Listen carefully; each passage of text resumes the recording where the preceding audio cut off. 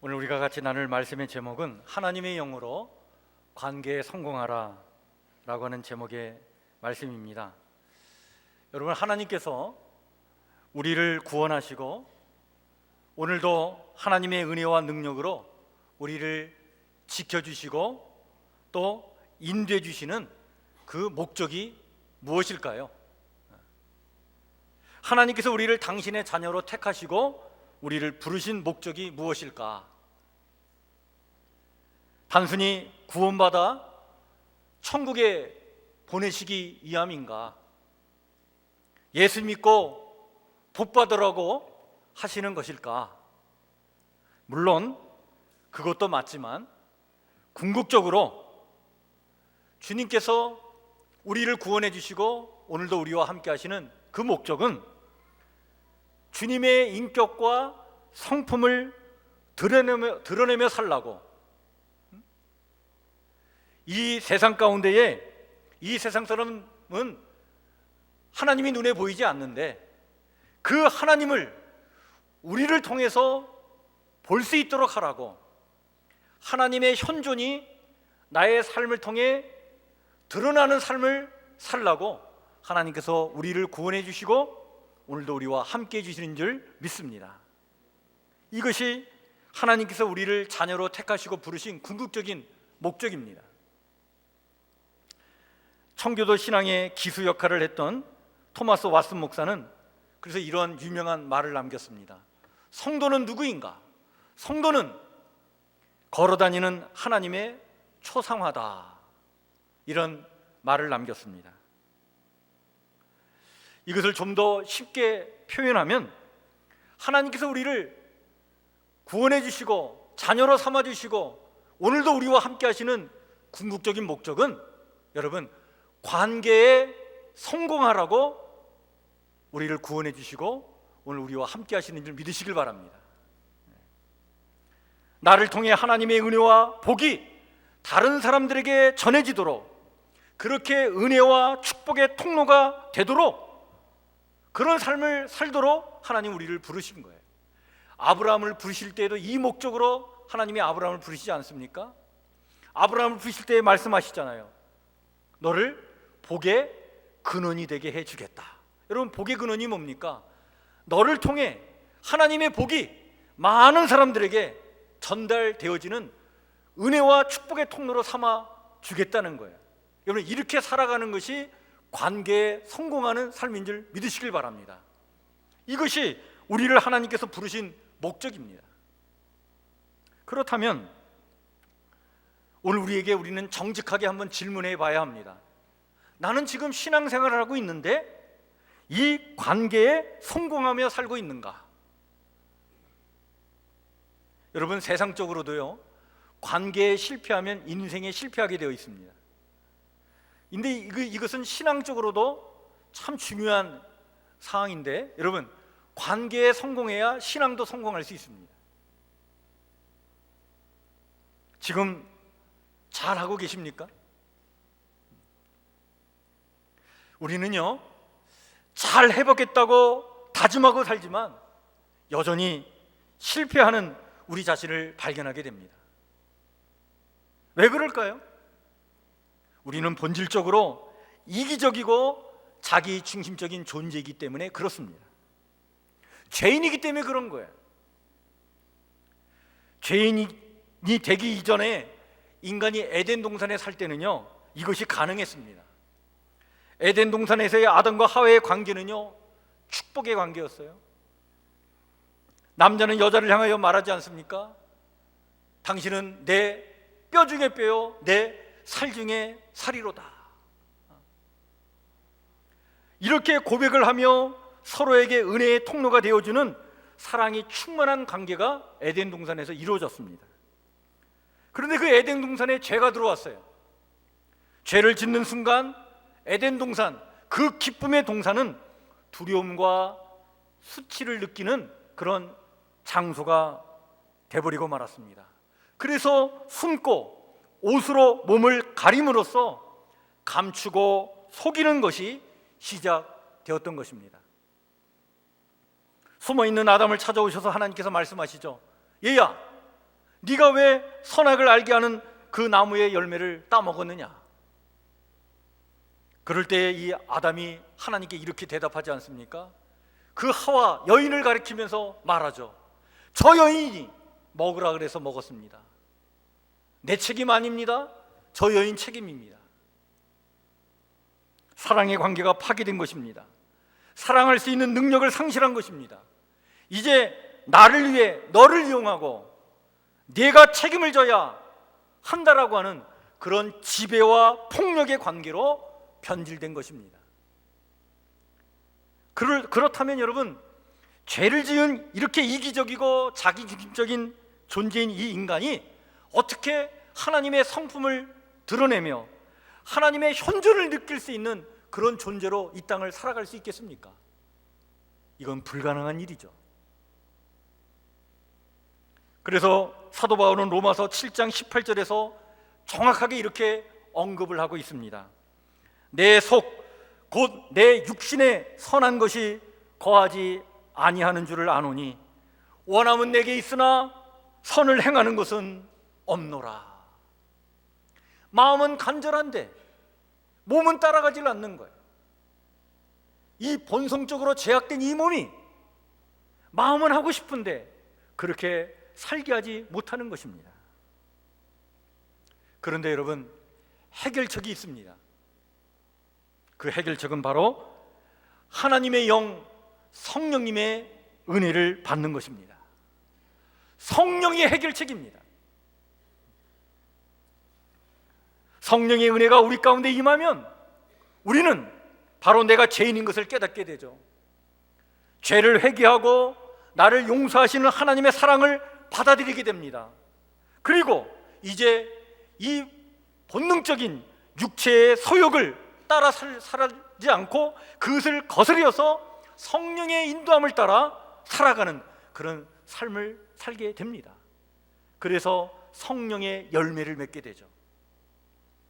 여러분, 성령의 열매가 무엇입니까? 갈라디아서 5장에 성령의 9가지 열매를 말하죠. 사랑과 희락과 화평과 오래 참음과 자비와 양성과 충성과 온유와 절제. 그런데 여러분, 사실은 하나를 말하고 있는 거예요. 그것이 바로 사랑이죠. 다른 것들은 사랑의 다른 표현들입니다. 성령의 열매가 사랑이라고 하는 것은 성령께서 우리 안에 거하실 때 우리는 진정으로 사랑의 관계가 회복된다는 사실입니다. 관계에 성공할 수 있는 길이 성령님, 하나님의 영에 달려 있다는 사실이죠.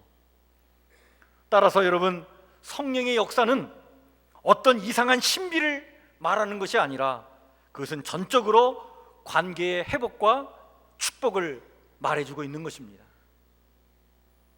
나와 하나님과의 관계가 회복되고 나와 내 자신과의 관계가 회복되고 나와 너와의 관계가 회복되고 나와 이 세상과의 관계가 회복되는 것을 말해줍니다. 이것이 여러분 바로 성령의 역사입니다. 성령의 역사가 임하면 형통의 복이 임하게 되는 것이죠.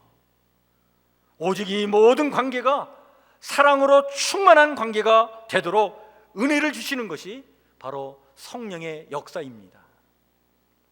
따라서 여러분, 5월 이 가정의 달에 우리의 가정이 진실로 사랑이 충만한 가정이 되려면 성령의 은혜가 절대적으로 필요한 거예요. 모든 관계가 축복의 관계로 회복되기 위해서 절대적으로 필요한 것이 바로 뭐냐? 성령의 은혜입니다. 오늘이 교회절기로 성령 강림절인데 여러분, 초대교회 성령 강림 사건을 기억하고 성령의 중요성을 다시 한번 생각하라고 주신 교회 절기입니다. 처음 교회인 예루살렘 교회에 성령의 역사가 임할 때에 일어난 사건은 바로 소통의 역사였죠. 여러 이방 나라에서 온 사람들이 함께 모여 있었는데 그 자리에 예수님의 제자들이 일어나 말을 전하는데 그 제자들이 말할 때는 아람어로 말을 하는데 그 자리에 모여 있는 사람들은요, 자기가 난 곳의 방언으로 그 소리가 들리는 거예요. 놀라운 소통의 역사였습니다. 그 옛날 바벨탑의 저주가 풀리면서 그 저주가 반전되는 그러한 역사가 일어나게 된 것이죠. 들음의 기적, 소통의 역사, 관계 회복의 기적이 일어나게 된 것입니다. 오늘도 성령의 은혜가 우리 가운데 임하면 하나님과 나와 너와 우리와 이 세상이 막히지 않고 통하는 역사가 일어나게 될 줄 믿습니다. 여러분, 그래서 우리가 정말 예수 그리스도의 인격과 성품을 드러내면서 관계에 성공을 하고 나를 통해 하나님의 은혜와 축복이 많은 사람들에게 전달되는 이러한 삶을 살기 위해서 여러분, 성령님의 은혜가 절대적으로 필요한 거예요. 성령의 역사가 아니면 우리가 이런 삶을 살아갈 수 없는 거예요. 그래서 우리는 기도해야 되는 거죠. 하나님의 영 성령님이여 내 안에 거하여 주시옵소서. 나를 다스려 주시옵소서. 오늘 우리는 욥기를 지금 읽고 있는데요, 오늘 욥기 중에 욥의 아내에 우리가 주목하고자 합니다. 여러분, 욥의 아내에 대해서 좀 생각해 보신 적이 있습니까? 지금 우리가 욥기를 읽고 있는데 사실 욥의 아내는요, 그동안 여러 가지 오해를 받고 있었던 것이 사실입니다. 욥의 아내에 대해서 많은 또 신학자들과 또 설교가들이 이 욥의 아내는 사탄의 도구였다 이렇게 해석한 적도 있었어요. 그런데 여러분, 사실 욥의 시련은 욥만 당한 것일까요? 그렇지 않죠. 욥의 시련은요, 욥의 아내의 시련이기도 했습니다. 욥은 모든 것을 다 잃어버렸어요. 그의 재산과 그의 재물과 그의 10명의 자식까지 한순간에 다 잃어버리는 그런 고통을 당하게 됩니다. 부유하게 살았던 이 가정에 놀라운 고난이 닥치게 된 거예요. 근데 이 고난은요, 욥의 고난만이 아니라 욥의 아내의 고난이기도 했습니다. 사실 따지고 보면요, 여인에게 있어서 자식을 잃어버린다는 것은 남편을 잃어버리는 것보다 더 가슴이 저려오는 그런 상처와 아픔이죠. 그런데 이 욥의 아내는요, 이렇게 재산을 잃어버리고 가축도 잃어버리고 자식 10명을 다 잃어버려도 욥이 주신 자도 하나님이시요 취하실 분도 하나님이시라고 고백할 때에 욥의 아내도 아무런 대꾸도 없이 원망 섞인 말도 없이 이 욥의 그 고백을 그대로 순종을 합니다.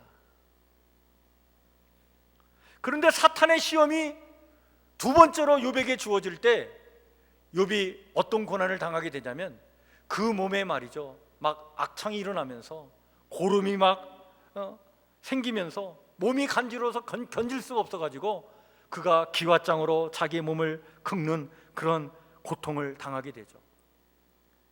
이 처절한 욥의 이 모습을 볼 때 욥의 아내는 그동안 참아왔던 그 슬픔이 한순간 터져나오면서 그 탄식의 소리로 이렇게 외쳤던 것입니다.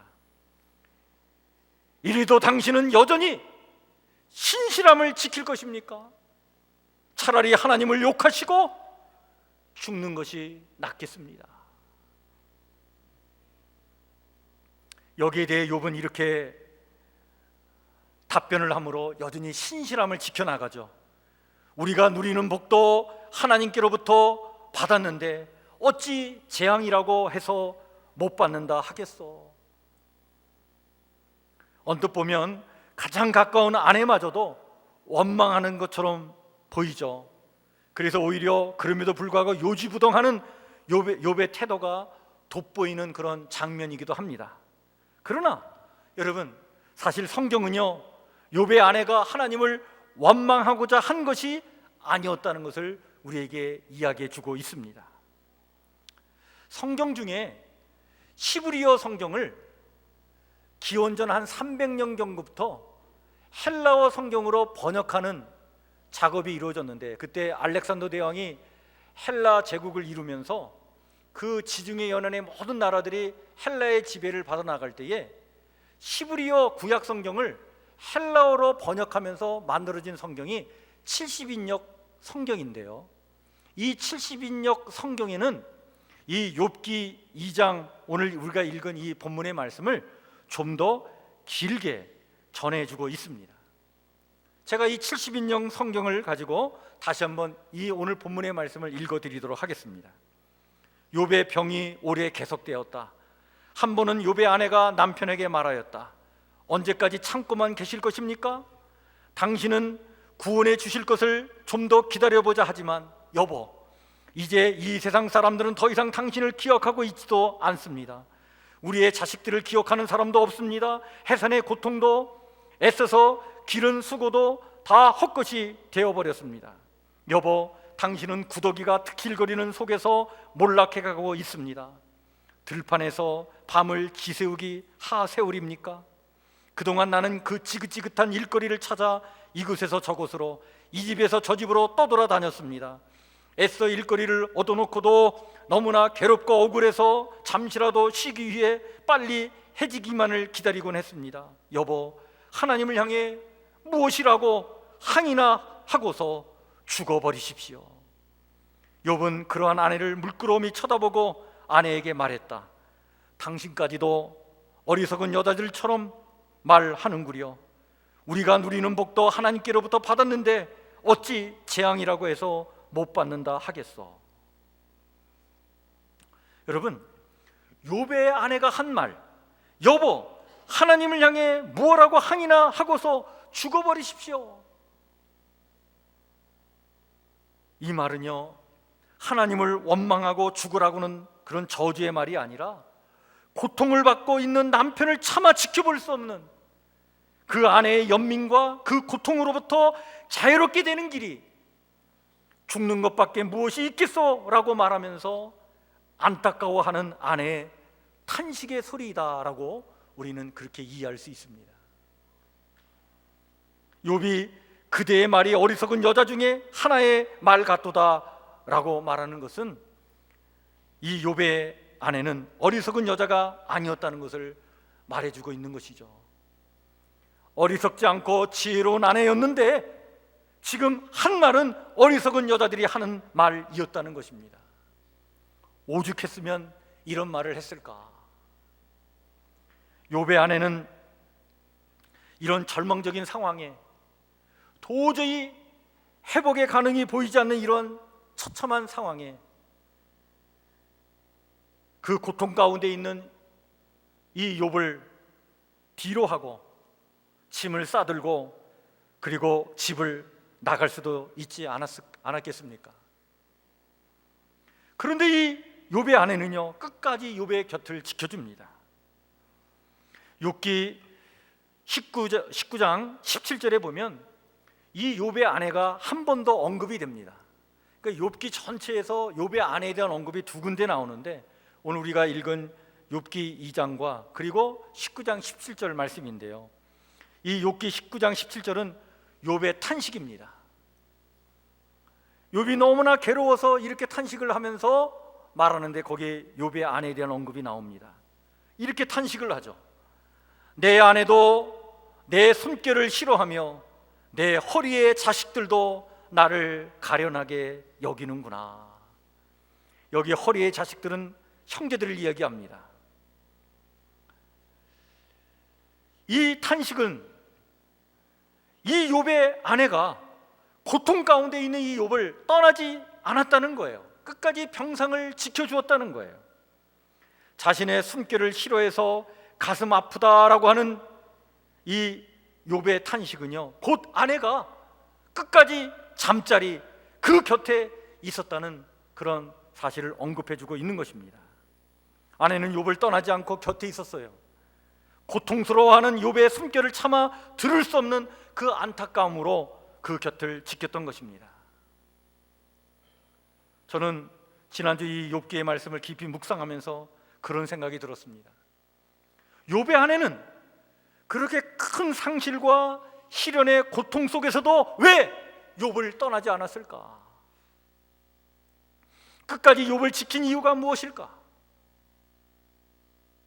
그 이유는 욥이 그렇게 고통을 당하면서도 끝까지 하나님을 향한 신실한 믿음을 저버리지 않은 이유와 같다고 봅니다.